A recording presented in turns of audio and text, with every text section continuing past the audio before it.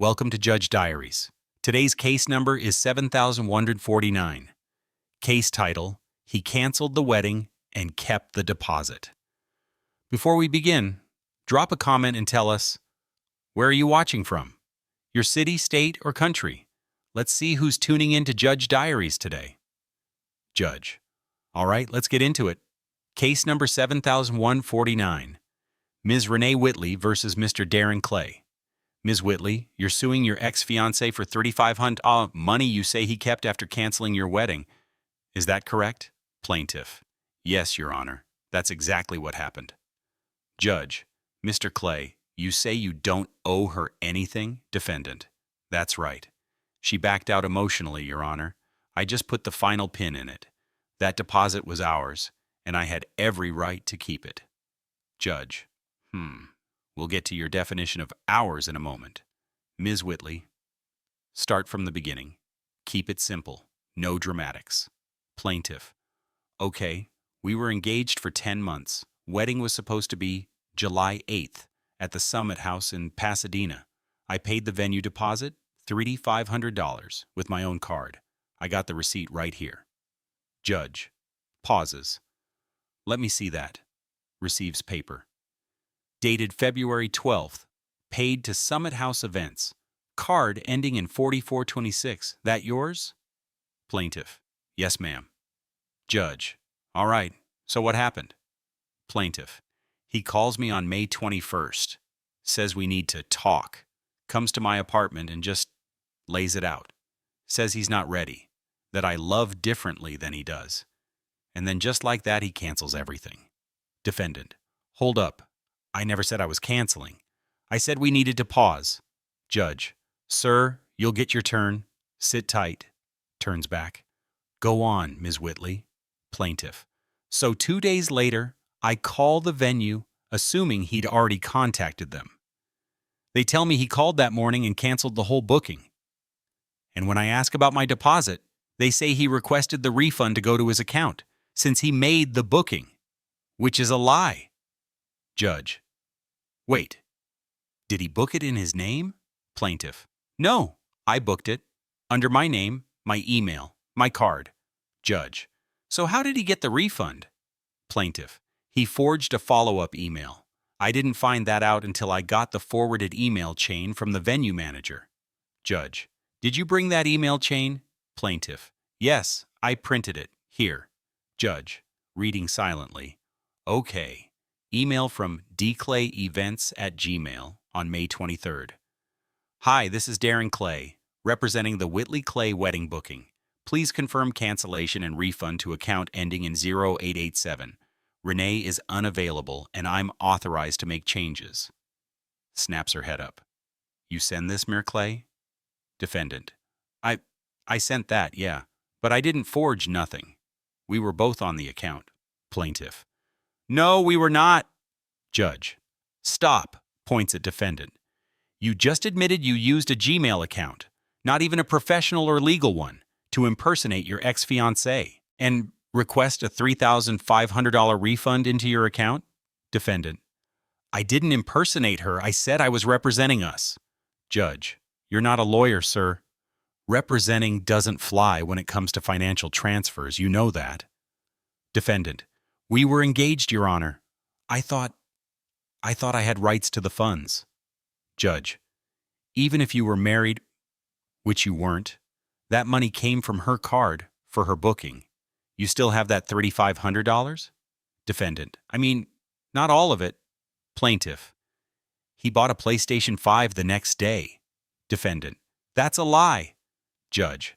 I will clear this room if either of you interrupts again. Beat. You bought a PlayStation with the refund money? Defendant. I had other money coming in too. I don't know which card. Judge. Answer the question. Did you buy a PlayStation on May 24th? Defendant. Yes. Judge. Case is starting to stink already. Plaintiff. Thank you. Judge. Don't thank me yet. Mr. Clay. Did Ms. Whitley ever agree, verbally or in writing, to let you handle the venue refund? Defendant. No, but... Judge. Then why'd you pretend you had authorization? Defendant. Because I knew she'd try to keep it from me. and I was the one who had to swallow the embarrassment of canceling everything. People blamed me. Plaintiff. You did cancel everything. I didn't even get a say. Judge. You two are exhausting. Leaning forward. Tell me something useful, Ms. Whitley. Did you ever send him a written message telling him he had no right to the deposit? Plaintiff. Yes. Right after the venue told me. I texted him that same day. Judge. Do you have the text? Plaintiff. I printed it. It's right here. Hands it over. Judge. Reading aloud. Darren, I found out you canceled the venue and had my deposit sent to your bank. That was fraud. I need that money back by Friday or I'll take you to court. Sets paper down. Well, here we are. Defendant. That's not how I saw it. We were partners. And she wasn't returning my calls. I didn't trust her to handle it. Judge. Because she was processing the breakup, not plotting to rob you. Let's pause here. Tomorrow, I want screenshots of every bank transaction you made the week of May 22nd. And if that refund hit your account, I want proof of how you spent it. Defendant. Yes, Your Honor. Judge. And Ms. Whitley, I want confirmation from the venue that the refund went through his bank. Not yours. Signed. Plaintiff. Already have it. I'll bring the original tomorrow. Judge. Good. Because if he forged anything, this stops being small claims. Defendant. I didn't forge. Judge. Quiet. Judge. We're back. Case 7149, Whitley versus Clay. We left off with serious concerns about the defendant's actions. Mr. Clay, do you have the bank statement I requested? Defendant. Yes, Your Honor. Right here. Hands over printed document. Judge. Flipping pages. This is a printed PDF of your Chase account? Defendant. Yes. Judge. Dated. May 20th to May 31st? Let's see. May 23rd? Direct deposit. Summit House events. Refund $3,500.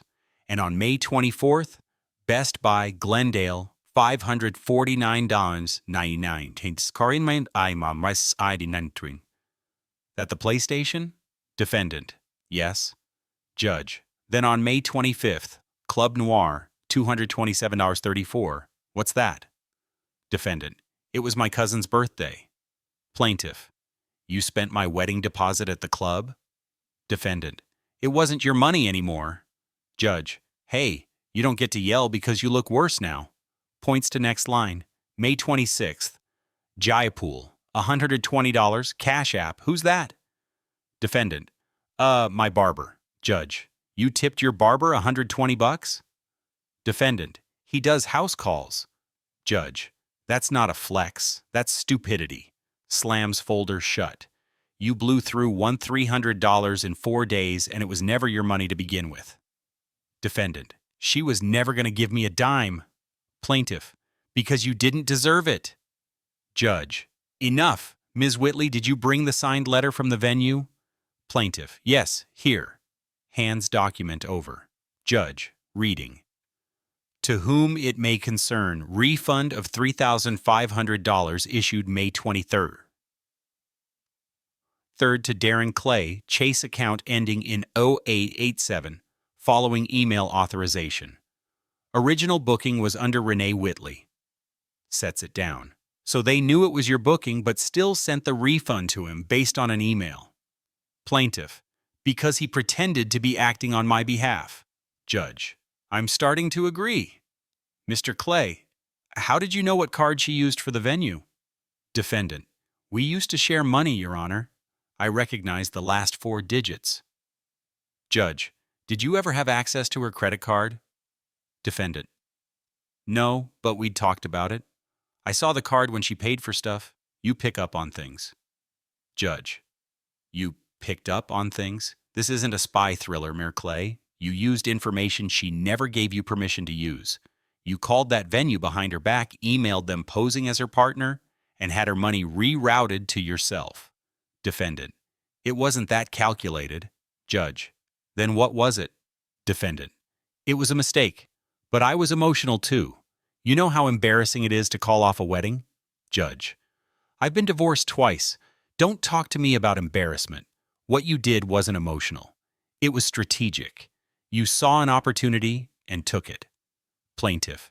He even blocked me on everything after I texted about it. Judge. Mr. Clay, is that true? Defendant. I blocked her because she kept blowing up my phone. Judge. Let me see the message logs. Plaintiff. Here, I printed the screenshots. Hand stacked to bailiff. Judge. Scanning. May 24th.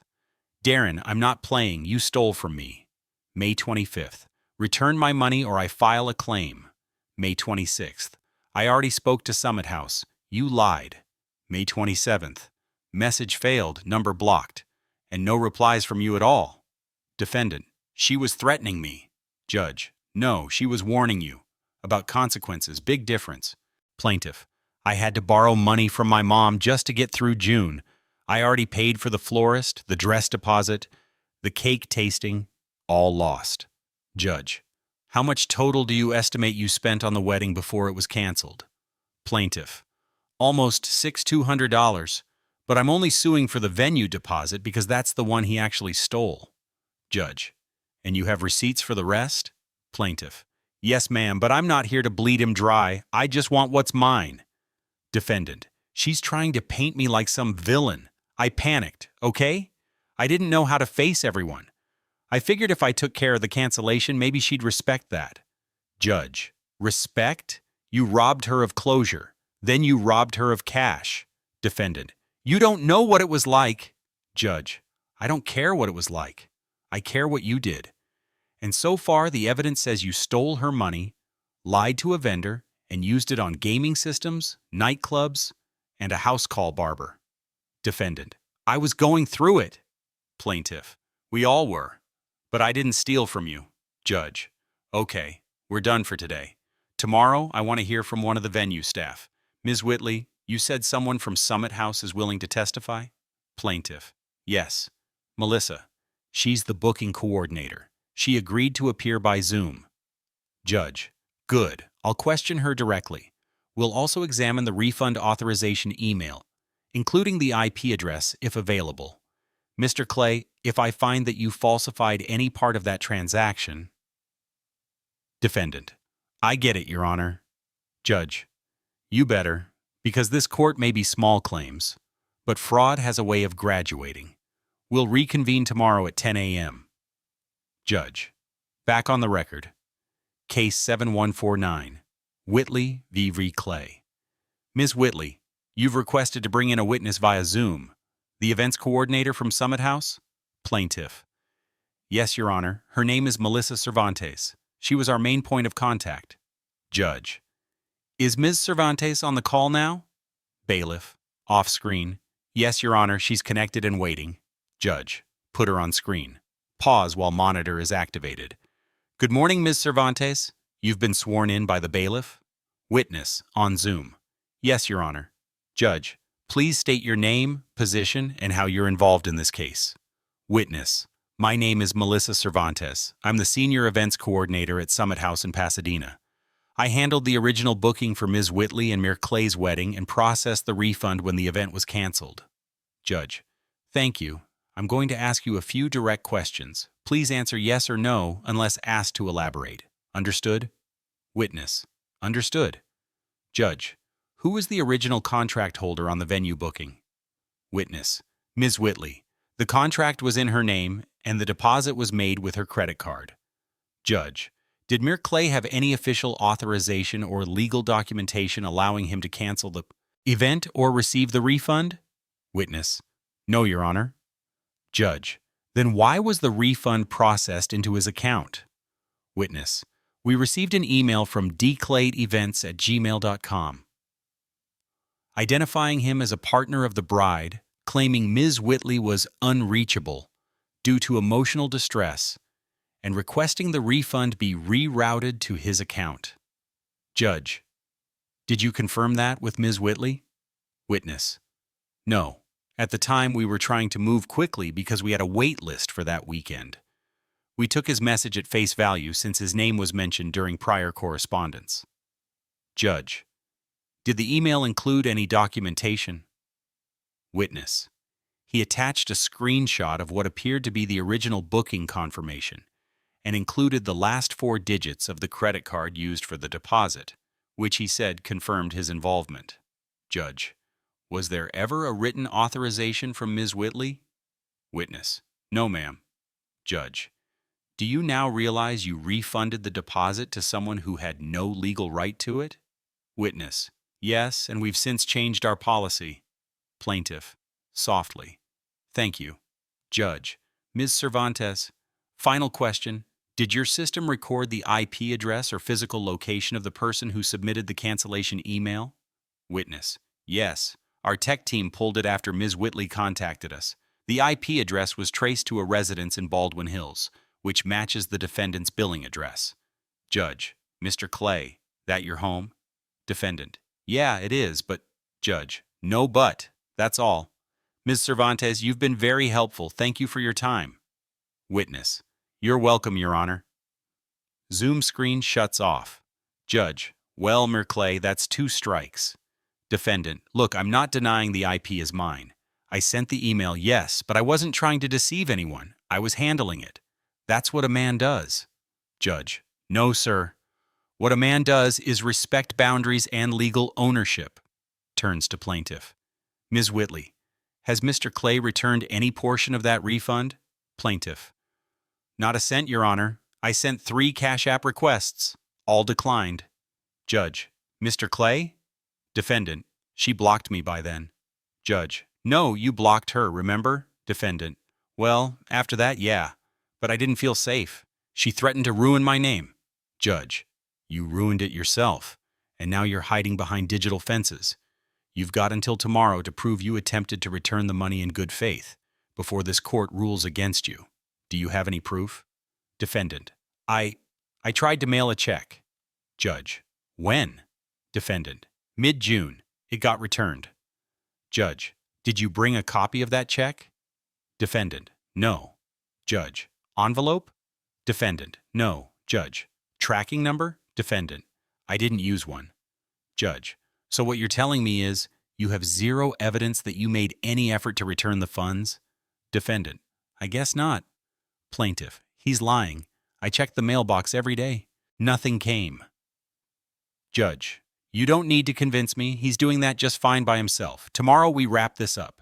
I want each of you to bring final statements. 1 page only. No theatrics. No finger-pointing. Just facts. Mr. Clay, unless you show some form of remorse and restitution, you're going to walk out of here owing far more than $3,500. Defendant. I understand. Judge. Do you? Because if this were criminal court, we'd be talking about mail fraud, digital impersonation, and civil theft. But here, all I can do is judge the money. Defendant. Then let's judge it. Judge. Oh, we will. Court adjourned until 9:30 tomorrow. Judge. Back on the record. Case number 7149, Renee Whitley versus Darren Clay. This is our 4th session. Both parties were instructed to bring a final written statement of facts. Ms. Whitley, do you have yours? Plaintiff. Yes, Your Honor. Hands over single-page letter. Judge. Thank you. Mr. Clay? Defendant. Nods. Yes, ma'am. Hands over his document. Judge. Excellent. Let's read Ms. Whitley's first. Reading aloud. I entered this engagement with full trust. I paid for most of the wedding expenses, including the venue deposit. When Darren called off the wedding, he didn't just break off the relationship. He went behind my back, impersonated me in an email, and took money that was never his. I wasn't even angry about the breakup. I was angry about the betrayal. This isn't about heartbreak. It's about theft. I trusted him, and he exploited that trust the moment it suited him. I want my money back, and I want him to be held accountable. Sets it down. Clear, concise, no drama. Plaintiff. Thank you, Judge. Now let's see what Mr. Clay has to say. Reading aloud. I made a mistake. I was overwhelmed, embarrassed, and I didn't want to face the fallout of a canceled wedding. I thought by handling the venue, I was doing her a favor. The money came into my account, yes, and I used it to cope. I didn't mean to steal. I just wanted control of something during a chaotic time. I'm sorry it came to this. I still don't believe I'm entirely to blame. But I understand how she feels, and I regret making things worse. Sets it down slowly. Plaintiff. That's what passes for an apology? Judge. Ms. Whitley, let me handle it. Turns to defendant. Mr. Clay, you say you used the money to cope. What does that mean? Defendant. I mean, I was depressed. I didn't know how to explain to my family. I felt like a failure. Judge. You felt like a failure, so you committed fraud? Defendant. No, I didn't see it that way. I thought I was entitled to something. We built everything together. Judge. You weren't married. Defendant. But we were living together. We were planning a life. I contributed in other ways. Judge. Contributed how? Defendant. I helped plan the guest list. I designed the wedding website. I talked to her mom about the seating chart. Judge. None of which entitled you to take $3,500 from someone else's bank account. Let me ask you this. Did you ever call the venue back and try to return the funds once Ms. Whitley confronted you? Defendant. No. Judge. Did you ever contact her and offer to split the money? Defendant. No. Judge. Did you reply to any of her texts after May 24th? Defendant. No. Judge. But now, today, you say you're sorry? Defendant. I mean it. Judge. That's convenient. Plaintiff. Exactly. Defendant. She's acting like I'm some criminal. It wasn't premeditated. Judge. Intent doesn't erase outcome. You impersonated someone in writing. You lied about her being emotionally unavailable. You redirected funds from a contract you weren't part of. Then you ghosted her. That's not just bad judgment. That's calculated misrepresentation. Leans forward. You don't get to cry after you buy a PlayStation and a bottle service night. Defendant. It wasn't like that. Judge. Then what was it like? Defendant. I was trying to distract myself. She made it seem like everything was perfect. But she was checked out. She didn't even ask me how I felt about the wedding. Plaintiff. Because every time I asked, you said, I'm good. You never once said you were second-guessing it. Defendant. I didn't want to upset you. Judge. You upset her by calling off the wedding 6 weeks before the date and pocketing the only refundable deposit. Defendant. So now I'm just a thief? Judge. According to this evidence, yes. Let me ask one more question. What was your plan if she didn't take you to court? Defendant. I don't know. Maybe just move on. Start over. Judge. With her money. Defendant. It wasn't just her money. We were engaged. Judge. You keep saying that like it grants you financial immunity. Engagement is not a merger. It's a promise. You broke that promise, then broke the law, plaintiff. All I wanted was honesty. If he just said, hey, I need help, I would have helped him. But he didn't give me that chance. Judge. Because he didn't want help. He wanted distance without responsibility. All right, before I move to judgment, anything else? Defendant. I didn't think it would get this far. Judge. It always does. Actions have consequences. Court will resume tomorrow for final ruling. Judge. We are reconvened for the final session in Case 7149, Renee Whitley versus Darren Clay. Ms. Whitley is seeking $3,500 for a wedding venue deposit she paid, and the defendant, her ex-fiancé, kept after canceling their wedding. We've reviewed receipts, emails, bank records, text messages, and heard from a key witness. Today we rule. Plaintiff. Yes, Your Honor. Defendant clears throat. Ready, Your Honor. Judge. Mr. Clay, before I read my ruling, you have one final opportunity to explain why you believe the $3,500 refund belonged to you. Not in vague emotional terms, but in facts. This is your last chance. Defendant. All right. Takes a breath. I know now that what I did was wrong. I really do. I think at the time I convinced myself it was joint money. Because we were doing everything together. The guest list, the planning, the outfits, the menu tastings. I felt invested. And when it all came crashing down, I felt like I had nothing to show for it. So yeah, when I saw the refund email and realized it could come to me, I told myself I deserved it, but I didn't. I see that now, Judge. Ms. Whitley, plaintiff. There's nothing to say. He finally told the truth, but only because he was forced to. I just want what's mine. That's it. Judge, all right, here's my ruling. Pauses, eyes scanning bench notes, before leaning forward and speaking directly. This court is not a relationship counselor. It's not here to validate your heartbreak or your confusion. What this court is here to do is evaluate the legal merits of this case, and those merits are crystal clear. Mr. Clay, you knew full well that Ms. Whitley paid the venue deposit. You never contributed a dime toward that payment. You had no authority to cancel that venue, no right to redirect the refund, and absolutely no legal justification for spending that money on personal items. What you did wasn't just immoral. It was a textbook case of digital impersonation and misappropriation of funds. You submitted an email falsely claiming representation, intercepted a refund you weren't entitled to, and blocked all communication when confronted. You didn't make a mistake. You made a series of deliberate choices, each one compounding the last. Now let's talk damages. Ms. Whitley is not asking for emotional compensation. She's not asking for the $6,200 she lost in other wedding expenses. She's asking for the $3,500 she paid out of her own account, and which you pocketed. And she brought the receipts, all of them. You brought none. You spent the money on a PlayStation 5 club tabs, a luxury barber.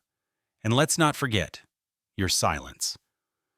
Let me be very clear. If this were criminal court, you'd be looking at charges.